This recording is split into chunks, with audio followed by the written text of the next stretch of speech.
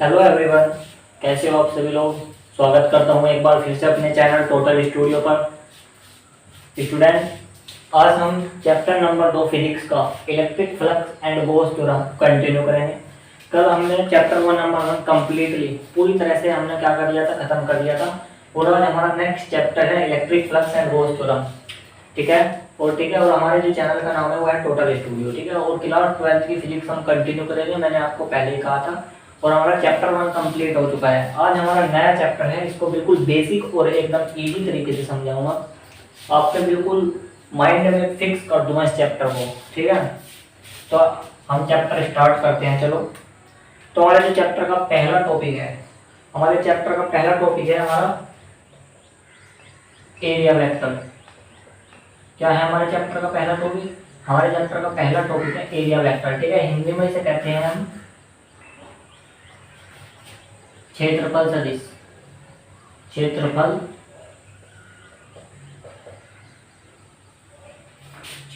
सदिश area vector. ठीक है। Area vector. ठीक है। हिंदी में हमें एरिया वेक्टर है। ठीक है। हिंदी में क्षेत्रफल सदिश और इंग्लिश में हम इसे क्या कहते हैं? एरिया वेक्टर कहते हैं। अब ये क्या चीज होता है? एरिया वेक्टर के बारे में मैं अभी आपको बता रहा हूँ। तो देखो गाइस, एरिया वेक्टर क्या चीज होता है। तो देखो, लेट कर लेते हैं। हमारे पास एक ये प्लेन है। हमारे पास क्या है? हमारे पास एक प्लेन है। इसका नाम कुछ भी ले लो, एक्स वाई जेड। जैसे कि हमारे पास एक प्लेन है यू एक्स। ठीक है। तो अगर मैं इस प्लेन की बात करूं, तो देखो जो मैंने ये प्लेन ड्रॉ करा, तो इसमें क्या है? हमारा मैग्नीट्यूड भी है और इसमें क्या है? इसकी डायरेक्शन भी है, इनकी इसमें दिशा भी है और इसका क्या है? इसका मैग्नीट्यूड भी है। ठीक है। इसका परिमाण भी है। अब आप कहोगे कि कैसे है? तो देखो, जो इसका जो एरिया होगा, ठीक है, जो इसका एरिया होगा वो तो क्या होगा? इसका मैग्नीट्यूड होगा। इसका मैग्नीट्यूड होगा। और ठीक है, जो इसकी ठीक है, अगर मैं इस पे क्या करूँगा, मैं देखो अगर मैं इस पे परपेंडिकुलर ड्रॉ कर दूँ ऐसे, अगर मैं इस पर क्या कर दूँ, एक परपेंडिकुलर ड्रॉ कर दूँ आउटवर्ड बाहर की ओर, अगर मैं ठीक है इस प्लेन से अगर एक परपेंडिकुलर ड्रॉ कर दूँ, तो वही क्या होगा? वही इस प्लेन की डायरेक्शन होगी। तो इसकी डायरेक्शन पता क्या होगी? अगर मैं इसकी डायरेक्शन की बात करूँ, तो इसकी डायरेक्शन होगी परपेंडिकुलर आउटवर्ड। ठीक है। जो यानी कि जो इस पर परपेंडिकुलर हमने बाहर की ओर गिरा, जो उसकी डायरेक्शन होगी वही क्या होगी? हमारी इस प्लेन की डायरेक्शन होगी। तो मैंने जो प्लेन ड्रॉ करा, इसमें हमारा एरिया भी है, ठीक है, हमारा मैग्नीट्यूड भी है और डायरेक्शन भी है। इसलिए हमारी ये क्या है? वेक्टर क्वांटिटी है। तो देखो, अगर मैं जो हमारा एरिया है ए से हम डिनोट कर रहे हैं, इस एरिया को हम क्या कर रहे हैं? ए से डिनोट कर रहे हैं। तो देखो, अगर मैं इसे वेक्टर फॉर्म में लिखूँ, तो ये होगा हमारा वेक्टर ए। और ठीक है, और इसी के अलोंग हमारा क्या है? एक यूनिट वेक्टर है एन कैप। क्या है? हमारा एक यूनिट वेक्टर है। तो जो एन कैप होता है हमारा क्या है? यूनिट वेक्टर है। यूनिट वेक्टर का मैग्नीट्यूड हमेशा 1 होता है। ये केवल क्या बताता है? केवल डायरेक्शन बताता है। डायरेक्शन प्रोवाइड करने के लिए हम इसका यूज करते हैं। तो देखो, अगर मैं एरिया वेक्टर लिखा रखूँ, तो एरिया वेक्टर पता क्या होगा? एरिया जो वेक्टर होगा वो होगा हमारा वेक्टर, ठीक है, एरिया वेक्टर होगा ए इंटू एन कैप। ये क्या होगा हमारा? A into N cap. N cap क्या है? एक, ठीक है, हमारे पास एक यूनिट वेक्टर है, ठीक है, जिसका काम क्या है? केवल डायरेक्शन बताना है, क्योंकि मैग्नीट्यूड तो इसका 1 है। तो इसलिए हम इसे क्या करते हैं? एरिया वेक्टर को हम ऐसे रिप्रेजेंट करते हैं। तो हमारा गाइस जो छोटा सा टॉपिक था हमने पूरी तरह कंप्लीट डिस्कस कर लिया। अब हमारा जो नेक्स्ट टॉपिक आता है, हमारा इलेक्ट्रिक, ठीक है, हमारा नेक्स्ट टॉपिक आता है हमारा, ठीक है, इलेक्ट्रिक सॉलिड स्फीयर। ठीक है, क्या आता है हमारा? Solid angle. अगला टॉपिक है हमारा सॉलिड एंगल। अब मैं सॉलिड एंगल के बारे में आपको बताऊंगा। एक बार आप इसे नोट कर लो, मैं इसे रख कर रहा हूं।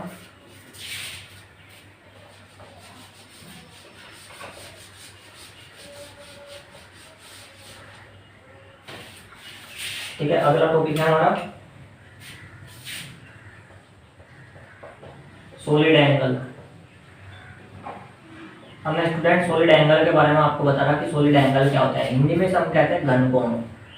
क्या कहते हैं इसे? घनकोण हम इसे हिंदी में कहते हैं। ठीक है, सॉलिड एंगल को हम घनकोण हिंदी में कहते हैं। मैं भी इसके बारे में देखा एक बार, 1 मिनट अभी मैं ये देख लूँ कि वीडियो कंटिन्यू तो चल रही, कहीं मैं पढ़ाऊ जाऊँ और मेरा पढ़ाया हुआ भी वेस्ट जाए। 1 मिनट। तो स्टूडेंट, हमारा अगला जो टॉपिक था वो क्या था? हमारा टॉपिक था सॉलिड एंगल, कि घनकोण क्या होता है। घनकोण के बारे में मैं आपको बताने वाला हूँ कि सॉलिड एंगल क्या होता है। तो देखो, मैं सबसे पहले आपको सॉलिड एंगल ना बताते हुए मैं आपको एक टॉपिक बता रहा है एंगल से जुड़ा भाई कि हमारा प्लेन एंगल क्या होता है। हमारा प्लेन एंगल क्या होता है, पहले आपको ठीक है सॉलिड एंगल जानने से पहले आपको पता होना चाहिए कि हमारा प्लेन एंगल क्या होता है। तो प्लेन एंगल क्या होता है, तो देखो स्टूडेंट, जैसे कि हमारा एक सर्किल है, ये हमारा क्या है, एक सर्किल है, ये क्या है, हमारा एक सर्किल है। तो देखो ये जो सर्किल है इसकी जो रेडियस है ये कितनी है, हमारी आर है। इसकी सर्किल की ठीक है, इसके सेंटर से जो इसकी जो रेडियस है वो कितनी है, आर है। तो ठीक है, जो हमारा ये सर्किल है इसके किसी पार्ट के दौरान क्या अगर हम इस पर आर होगा, ये क्या हमारा आर्क ए बी है, तो इसके आर्क के कारण ठीक है इसके जो सेंटर पे जो हमारा एंगल बनता है उसे हम क्या कहते हैं, प्लेन एंगल कहते हैं। ठीक है, अगर हमारा जो सर्किल का जो आर्क है उसके कारण हमारे जो सेंटर पर जो एंगल बनता है उसे हम क्या कहते हैं, प्लेन एंगल कहते हैं। अगर प्लेन एंगल की मैं यूनिट की बात करूँ तो इसकी जो यूनिट होती है वो क्या होती है, हमारी रेडियन होती है। क्या होती है इसकी यूनिट, रेडियन इसकी यूनिट होती है। बस जस्ट हमारा जो सॉलिड एंगल होता है वो भी प्लेन एंगल की तरह ही होता है, बस सर्किल की जगह हमारा क्या रिप्लेस हो जाता है, हमारा सर्किल की जगह हमारा एक हमारा स्फीयर आ जाता है। तो देखो अगर आपको सर्किल और स्फीयर में डिफरेंस बताऊं, देखो ये हमारा सर्किल है और स्फीयर भी हमारा ऐसे होता है, लेकिन जो सर्किल है ठीक है, देखो जो हमारा सर्किल है और जो हमारा स्फीयर है, सर्किल और स्फीयर में क्या डिफरेंस है, देखो सर्किल जो स्ट्रक्चर होती है वो हमारी 2D में होती है और जो स्फीयर होता है वो हमारा क्या होता है, 3D में स्फीयर होती है। जैसे कि इसका एग्जांपल ले, जैसे कि हमारी कोई रिंग है, जैसे कि आप कोई मोटी या रिंग पहनते होगे तो हमारी जो रिंग होती है वो होल होती है, ठीक है, उसे हम क्या कहते हैं, रिंग। और जो हमारे स्फीयर है, जैसे कि हमारी कोई बॉल है, जैसे कि क्रिकेट बॉल होती है आपने देखी है, तो वो क्या होती है, थोड़ी सी बल्किंग होती है बाहर की तरफ से, तो क्या होता है, हमारा स्फीयर का एक एग्जाम्पल होता है। तो बस हम सर्किल की जगह क्या लेंगे, स्फीयर लेंगे। ठीक है, तो अब देखो सॉलिड एंगल क्या होता है, सॉलिड एंगल की बात कर रहा मैं। अगर देखो हमारे पास एक स्फीयर है, ऐसे हमारे पास क्या है कि स्फीयर है, ठीक है, ये हमारे पास क्या है, एक स्फीयर है ऐसे, ठीक है, जिसका एरिया क्या है हमारा, ठीक है, जो एरिया एलिमेंट है वो कितना है, हमारा डी है। तो ठीक है, इसके किसी पार्ट के द्वारा लेट करिए हमारे कोई पार्ट है हमारा ए और बी, तो इसके कारण हमारा जो सेंटर पे जो एंगल बनता है, ठीक है, जो हमारा सेंटर पे जो एंगल बनता है वही क्या होता है, हमारा सॉलिड एंगल होता है। तो सेंटर हमारा लेट कर लिया कि ओ पॉइंट पे है और जो है डिस्टेंस है कितनी है, हमारी आर डिस्टेंस है। तो इसके कारण देखो ऐसे, अगर मैं आपको थोड़ा सा 3D में दिखाऊं तो देखो इसके कारण सेंटर पर जो हमारा एंगल बनता है, जो यानी कि जो हमारा एंगल है, जो हमारा एंगल है डी ओमेगा, जो हमारा जो एंगल है डी ओमेगा यहाँ बन रहा जो एंगल, इसे हम क्या कहते हैं, सॉलिड एंगल कहते हैं। ठीक है, मैंने क्या कहा, स्फीयर के किसी पार्ट के द्वारा सेंटर पे जो एंगल बनता है उसे हम सॉलिड एंगल कहते हैं। अगर मैं इसकी प्रॉपर डेफिनेशन लिख कर दिखा रहा आपको कि the angle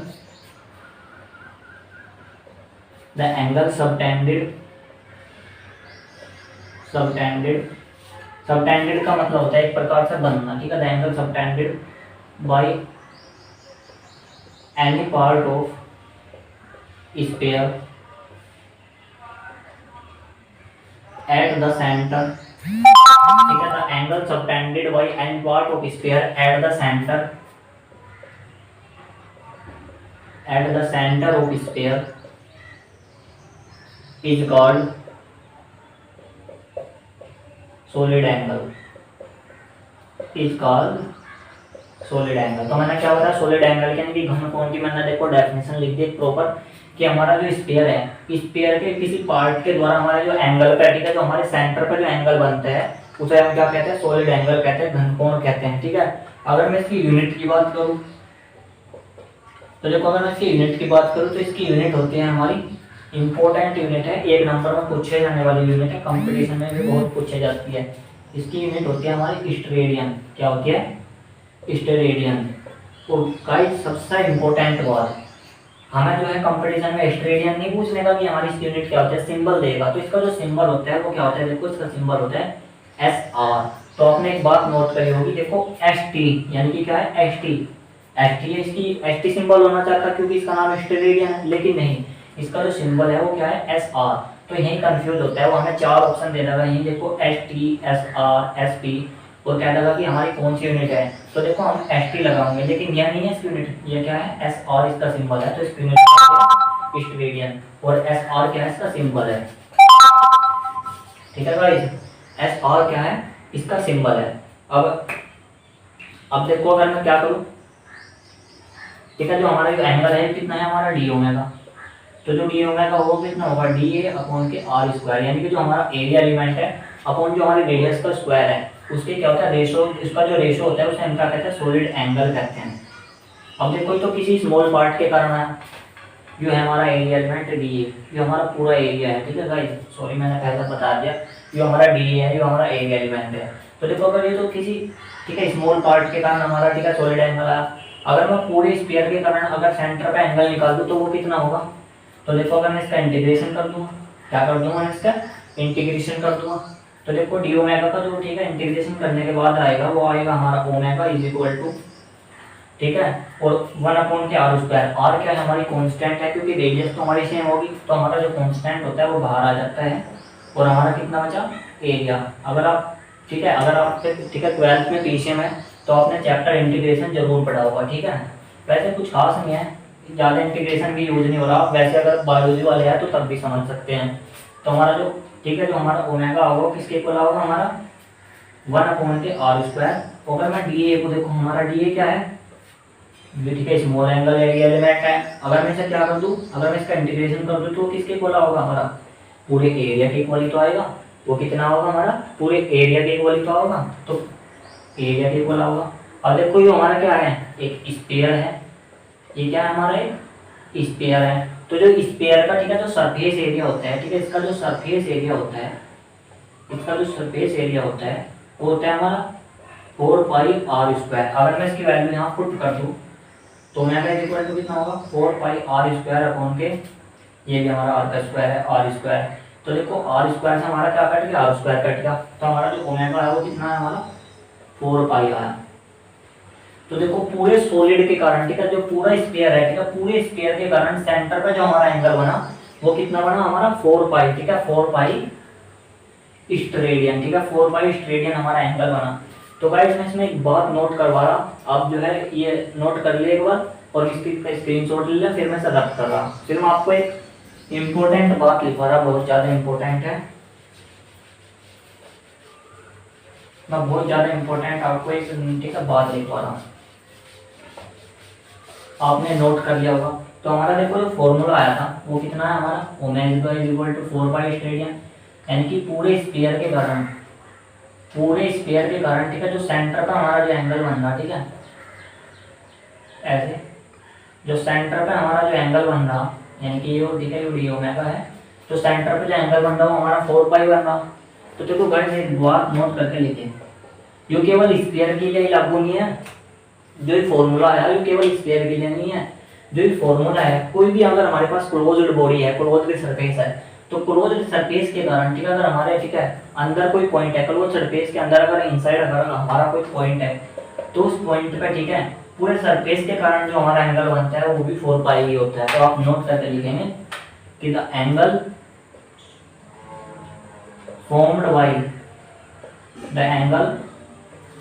formed by any surface ठीक है formed by any closed surface, क्या है closed surface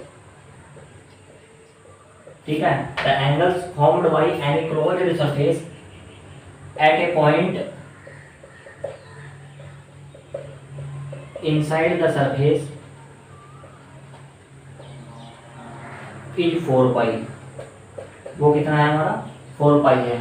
आप इस बात को अच्छी तरह से नोट कर लेंगे, बड़ी इंपॉर्टेंट बात है। गॉस थ्योरम में हम इसका ही यूज करके हम गॉस थ्योरम को प्रूव करेंगे।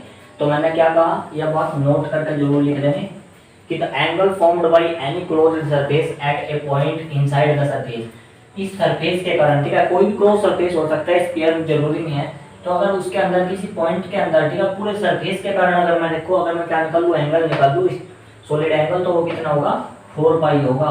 यह बात इंपॉर्टेंट है जरूर लिख ले सर। तो देखो जो हमारा टॉपिक था जो हमारा ठीक है सॉलिड एंगल का टॉपिक हमारा कंप्लीट हुआ। अब हमारा सबसे ज़्यादा इंपॉर्टेंट जो टॉपिक है हमारा ठीक है इलेक्ट्रिक फ्लक्स अगला नेक्स्ट टॉपिक है, आप इसे नोट कर ले फिर मैं अगला टॉपिक आपको समझा रहा हूँ।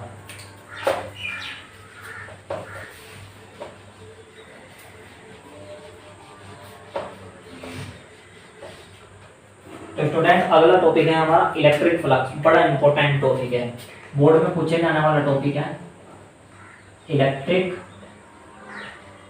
Electric flux. इसे हम क्या कहते हैं हिंदी में हम इसे कहते हैं वैद्युत फ्लक्स, वैद्युत फ्लक्स, हिंदी में हमेशा कहते हैं वैद्युत फ्लक्स, ठीक है, हिंदी में हमेशा क्या कहते हैं, वैद्युत फ्लक्स। अब इलेक्ट्रिक फ्लक्स क्या होता है, इलेक्ट्रिक फ्लक्स क्या होता है इसके बारे में मैं आपको बता रहा हूँ। इलेक्ट्रिक फ्लक्स 2 नंबर में पूछे जाने वाला, ठीक है, इंपॉर्टेंट टॉपिक है, और ठीक है बहुत बड़ा नहीं है, इजी टॉपिक है, आपको जो है समझने में जो है कोई दिक्कत नहीं होने की, प्रॉब्लम नहीं होने की। तो अगर मैं इलेक्ट्रिक फ्लक्स के बारे में बताऊँ आपको भाई, तो इलेक्ट्रिक फ्लक्स क्या होती है, इलेक्ट्रिक फ्लक्स जो होता है वो इलेक्ट्रिक फील्ड की एक प्रॉपर्टी है।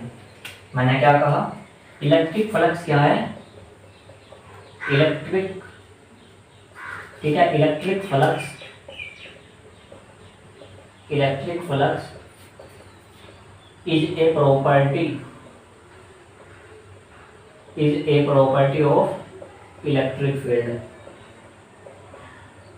इलेक्ट्रिक फील्ड की ही हमारे पास एक प्रॉपर्टी है, इलेक्ट्रिक फ्लक्स क्या कहा मैंने, इलेक्ट्रिक फील्ड की ही एक प्रॉपर्टी है। अब क्या प्रॉपर्टी है हम इसके बारे में बताएंगे।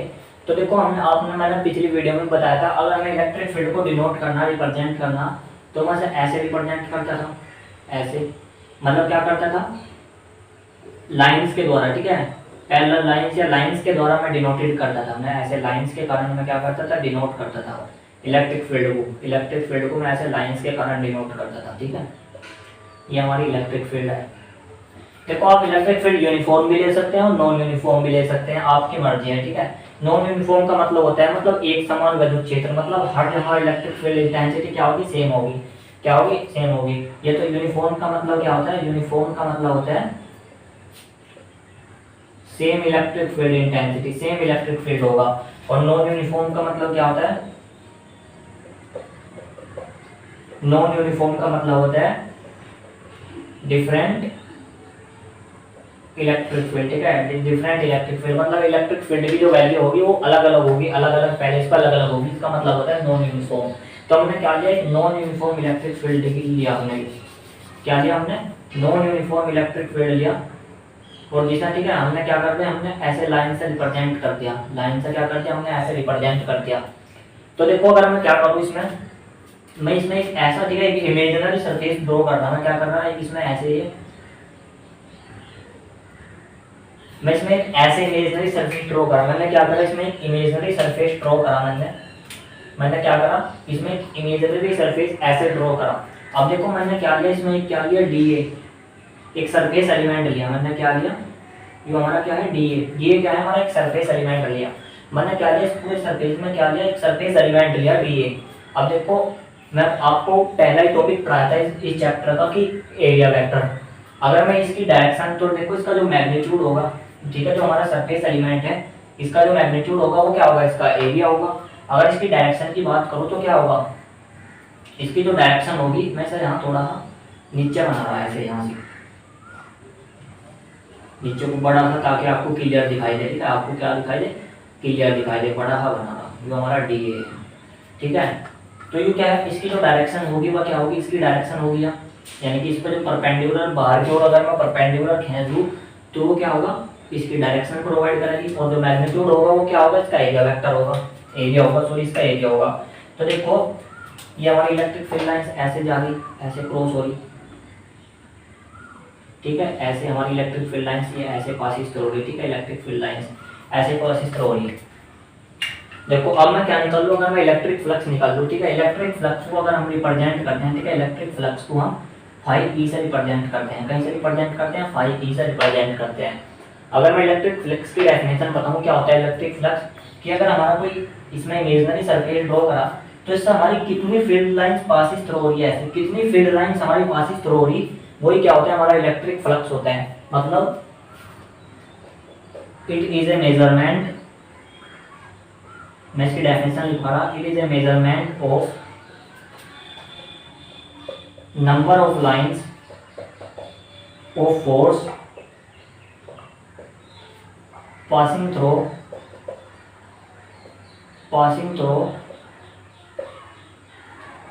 any surface, ठीक है, passing through any surface had in electric field.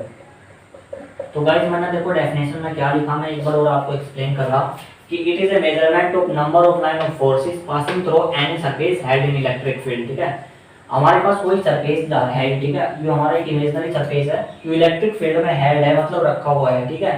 तो इससे हमारी कितनी फील्ड लाइंस पासिस थ्रू हो रही, line of force passes through हो रही, वही क्या होता है हमारा इलेक्ट्रिक फ्लक्स होता है। वही क्या होता है इलेक्ट्रिक फ्लक्स होता है, वही से हम, ठीक है, फाई ई से रिप्रेजेंट करते हैं। तो जो हमारा फाई ई होगा वो पता क्या होगा, हमारा इलेक्ट्रिक फील्ड इंटेंसिटी और जो हमारा एरिया वेक्टर होगा, सरफेस एरिया होगा, उसका जो स्केलर प्रोडक्ट होगा वही क्या होगा हमारा, वही क्या होगा स्केलर प्रोडक्ट। ये देखो हमारा इलेक्ट्रिक फील्ड इंटेंसिटी क्या है, ठीक है, और उसके बीच में जो एंगल है क्या है हमारा थीटा है। तो देखो इसका जो स्केलर प्रोडक्ट होगा वही क्या होगा हमारा, वही क्या होगा हमारा इलेक्ट्रिक फ्लक्स होगा। तो स्मॉल एरिया के कारण, स्मॉल, ठीक है, सरफेस एलिमेंट के कारण, अगर हम पूरे सरफेस के कारण अगर देखो तो हमें क्या लगा रहा है, ऐसे एक सिंबल लगा रहा, ठीक है। इसका मतलब होता है इंटीग्रेशन। इंटीग्रेशन का मतलब होता है एक प्रकार से जोड़ना। ये छोटे छोटे ऐसे ही हमारे पास क्या हो गए, बहुत सारे सरफेस एरिया हो गए, ये surface area you you you, तो इस प्रकार से इंटीग्रेशन का मतलब होता है जोड़ना। तो ये मैंने क्या लगा, ए का मतलब लगा पूरे एरिया का अगर मैं क्या करूँ तो इंटीग्रेशन कर दूँ तो हमारा इलेक्ट्रिक फ्लक्स आ जाएगा। तो देखो हमारा क्या आ जाएगा, इलेक्ट्रिक फ्लक्स आ जाएगा। अब देखो अगर हमारा भी सरफेस, अगर हमारा भी सरफेस क्या है, क्लोज्ड सरफेस है, तो मैं इंटीग्रेशन के साइन को ऐसे बनाऊंगा। इसका मतलब कुछ नहीं है, एक प्रकार से इंटीग्रेशन ही है, इनकी समाकलन करना ही है बस। इस, ठीक है, इस सर्किल अगर मैंने ड्रॉ करा, इसका मतलब होता है कि मैं इस क्लोज्ड सरफेस का इंटीग्रेशन लेगा। इस क्लोज सरफेस के कारण हमारा फ्लक्स कितना होगा, बस इसका मतलब ये है, ठीक है।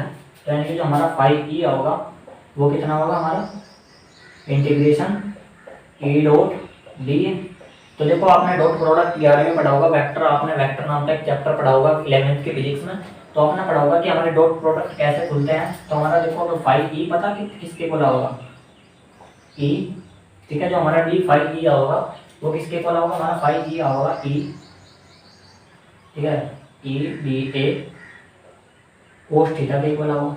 किसके बोला होगा, हमारा E D A cos theta के बोला होगा, ठीक है। ई डी ए कितना होगा हमारा कोस थीटा के बोला होगा। कोस थीटा क्या है हमारा इलेक्ट्रिक फील्ड, और ठीक है हमारा जो सरफेस एरिया है इसके बीच में जो एंगल है वो क्या है हमारा कोस, ठीक है, थीटा है, कोस थीटा वो हमारा एंगल है। अब मैं देखो तो हमारा इसके कारण आ गया, मैंने निकाल दिया। अब पूरे के कारण निकाल लूँगा। देखो जो हमारा जो डी ए एरिया है, ठीक है, जो हमारा जो डी ए एरिया है, डी ए को मैं ऐसे पूरा एरिया लिख सकूँ, जब इसका इंटीग्रेशन करूँगा, ठीक है, जब मैं इसका इंटीग्रेशन करूँगा एरिया का तो मैं पूरा एरिया मिलेगा, पूरा ऐसे ऐसे अगर मैं इसका इंटीग्रेशन जोड़ दूँ मतलब तो हमारा पूरा एरिया कवर नहीं हो जाएगा कि। तो मैं इसकी जगह क्या लिखूँगा यहाँ ई ए कोस थीटा, ये क्या हमारा हमारा इलेक्ट्रिक फ्लक्स आया। ये क्या है हमारा इलेक्ट्रिक फ्लक्स आया। अब देखो गाइस मैं इलेक्ट्रिक फ्लक्स के बारे में इतनी इंपॉर्टेंट बात बता रहा हूँ आपको, जो बहुत ही कम बताएंगे, बहुत कम लोग बताएंगे इलेक्ट्रिक फ्लक्स के बारे में।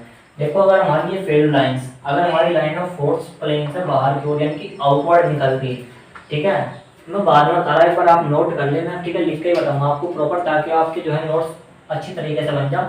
आप एक बार इसका स्क्रीनशॉट ले लें, मैं फिर से आपको नोट करके बता रहा हूँ। आपने नोट कर लिया, मैं इसे रफ कर रहा हूँ। मैं ठीक है, जो है हमारा डायग्राम इसे मैं नोट, ठीक है, रफ नहीं कर रहा। तो देखो मैं क्या कह रहा, हमारा फ्लक्स कितना आया था, हमारा फ्लक्स आया था phi e is equal to e a cos theta. तो मैं कह रहा अगर हमारी देखो लाइन ऑफ फोर्स, अगर हमारी लाइन ऑफ फोर्स क्या है बाहर की ओर यानी कि आउटवर्ड सरफेस से हमारी बाहर की ओर जा रही, तो हमारा जो फ्लक्स होगा वो क्या होगा हमारा पॉजिटिव होगा, पॉजिटिव होगा। When line of force going outwards, जब ये बाहर की ओर जा रही तो हमारा जो फ्लक्स होगा वो क्या होगा पॉजिटिव होगा, ठीक है। अगर हमारी लाइंस अंदर की ओर आ रही है ऐसे सरफेस के, तो हमारा जो फ्लक्स होगा वो क्या होगा नेगेटिव होगा, इसकी जो वैल्यू होगी वो क्या होगी नेगेटिव, यानी कि फाई ई क्या होगा हमारा नेगेटिव होगा। कब, when line of force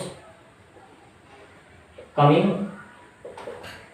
inward, जब ये अंदर की ओर आ रही होगी तो हमारा जो, ठीक है, जो फ्लक्स होगा वो क्या होगा नेगेटिव होगा। बहुत ही इंपॉर्टेंट बात बताई मैंने, बहुत इंपॉर्टेंट बात बताई, बहुत ही कम लोग इस बात को बताते हैं, ठीक है। अब मैं फ्लक्स की यूनिट के बारे में बात करूंगा कि फ्लक्स की यूनिट क्या होती है, ठीक है, फ्लक्स की यूनिट के बारे में भी हम डिस्कस करेंगे। आपने इतना नोट कर लिया। तो देखो अगर मैं इसकी यूनिट के बारे में बात करूँ, अगर मैं क्या करूँ इसकी यूनिट के बारे में बात करूँ, तो देखो हमारा जो इलेक्ट्रिक फ्लक्स है ई, इलेक्ट्रिक फील्ड की जो यूनिट होती है वो कितनी होती है न्यूटन पर कूलम। और जो हमारा ए क्या है एरिया, तो एरिया की यूनिट कितनी होती है हमारी, मीटर का स्क्वायर, यानी कि मीटर में तो हम कैलकुलेट करते हैं एरिया को। तो देखो जो फाई ई है इसकी जो यूनिट बनी वो कितनी बनी हमारी, वो बनी हमारी न्यूटन मीटर स्क्वायर पर कूलम, ठीक है, हमारी इलेक्ट्रिक फ्लक्स की एक यह यूनिट बनी। और गाइस मैं एक इंपॉर्टेंट लिखवा रहा आपको, इसकी एक और यूनिट होती है वोल्ट मीटर। क्या होती है, वोल्ट मीटर। अब देखो मैंने आपको अगर याद हो पीछे जब मैंने पहला चैप्टर पढ़ाया था तो मैंने आपको लिखवाई थी इलेक्ट्रिक फील्ड की एक और यूनिट लिखवाई थी वोल्ट पर मीटर। तो आपको इनमें कंफ्यूज नहीं होना, इलेक्ट्रिक फील्ड की यूनिट होती है वोल्ट पर मीटर और जो हमारा इलेक्ट्रिक फ्लक्स है इसकी यूनिट होती है वोल्ट मीटर, वोल्ट मीटर, ठीक है। इसकी वोल्ट पर मीटर, इसकी कितनी होती है वोल्ट मीटर, और वैसे होती है इसकी न्यूटन मीटर स्क्वायर पर कूलम स्क्वायर, ठीक है, इसकी यूनिट होती है। अगर मैं इसकी डायमेंशन की बात करूँ, मैं इसकी डायमेंशन भी आपको प्रूव करवा रहा, मैं इसकी डायमेंशन आपको लिखवा रहा, ठीक है। इसके डायमेंशन क्या होंगे, ठीक है, इलेक्ट्रिक फ्लक्स के डायमेंशन क्या होगी। अगर मैं इसकी क्या लिखूंगा, आपको डायमेंशन लिखूंगा। अगर मैं इसकी डायमेंशन की बात करूं तो देखो हमारी जो यूनिट आई वो कितनी, न्यूटन मीटर स्क्वायर पर कूलम। देखो न्यूटन की जो, ठीक है, जो डायमेंशन होती है वो होती है m/t-2। आपको न्यूटन यानी कि फोर्स की तो आपको बिल्कुल जो है रट नहीं, ठीक है। कि डायमेंशन क्या होती है, मीटर की होती है हमारी l का स्क्वायर, यानी कि लेंथ, लेंथ में तो हमारी नापेगी है।